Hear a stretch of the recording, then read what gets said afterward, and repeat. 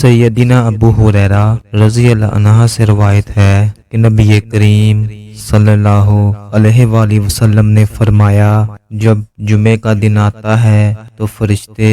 مسجد کے دروازے پر کھڑے ہو جاتے ہیں اور آنے والوں کے نام لکھتے ہیں۔ سب سے پہلے آنے والا اونٹ کی قربانی دینے والے کی طرح لکھا جاتا ہے، اس کے بعد آنے والا